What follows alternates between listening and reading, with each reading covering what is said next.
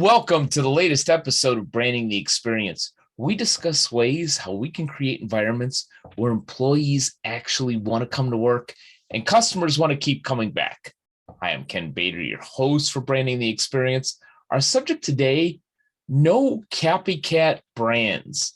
This has kind of come to light in my mind lately because it's been my experience that anytime we start looking at another brand, another culture, another strategy, and say, I want to be like them, it's almost always, not always, but almost always a really bad road to go on.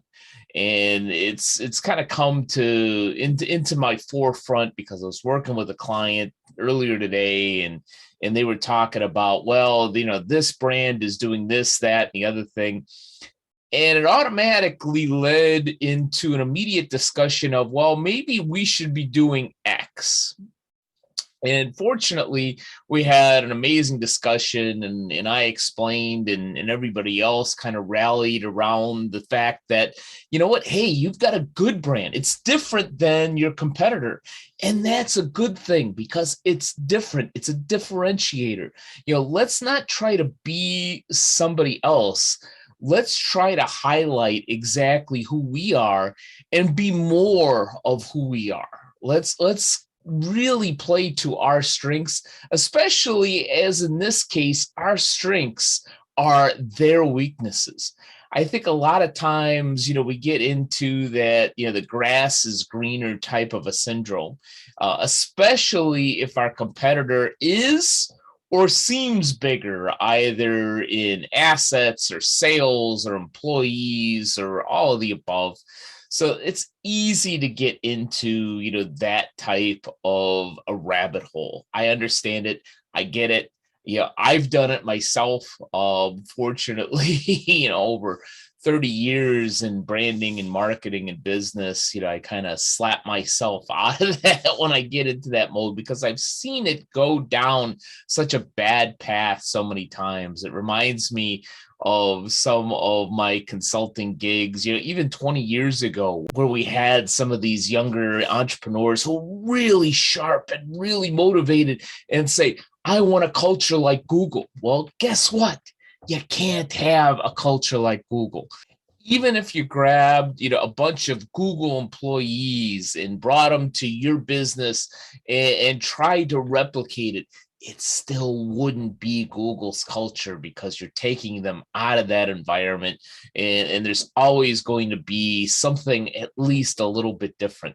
So, I always told them, let's not try to have Google's culture or to replicate Google's culture. Let's try to have a culture that's uniquely ours and better than Google's. Because you know what? Not everybody needs a nap pod. It's the same thing here. Let's not fall into the trap of saying, hey, we should be like X. Instead, let's find out, even if it's one small piece, one small brand association, one tiny element that's different and better than our competitor, then let's double down on that and really harp on that in our brand messaging. And let's find ways to get that brand messaging to more of the folks that's in our niche, more of the folks that are more likely to actually resonate with that little differentiator.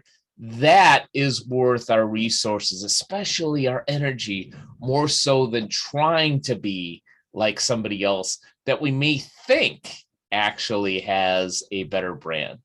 The one exception, this is why I always say, let's not say things like always and never.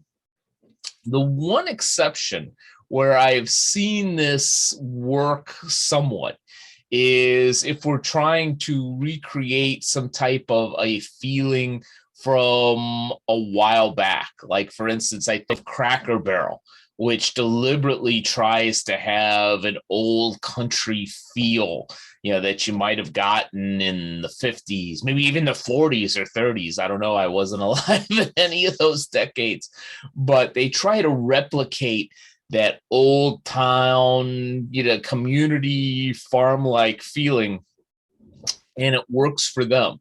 So they're trying to replicate something that has long since passed, that people are trying to recapture.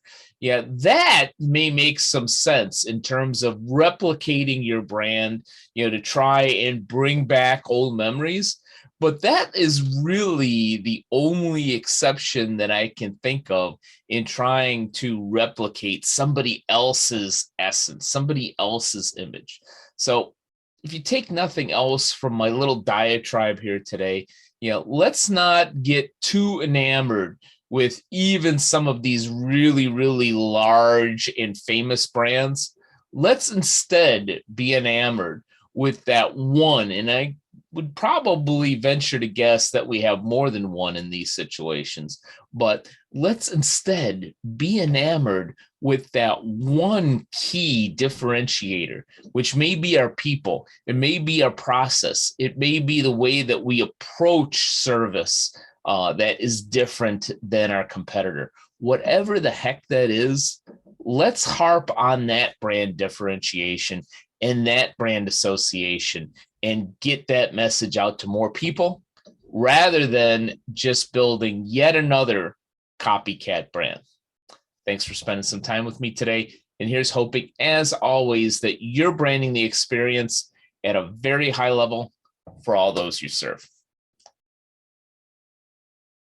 Events are back in full swing. I'm actually heading to my 4th conference in at least as many months so far in 2022.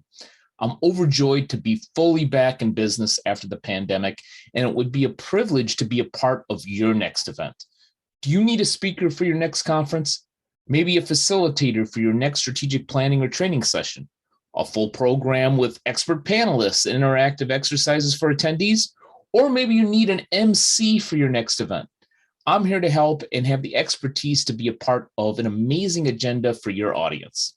Learn more about beta training and consulting at www.btcinc.net, or better yet, just contact me directly at kbader@btcinc.net, and let's talk about your next event, next training session, or next summit.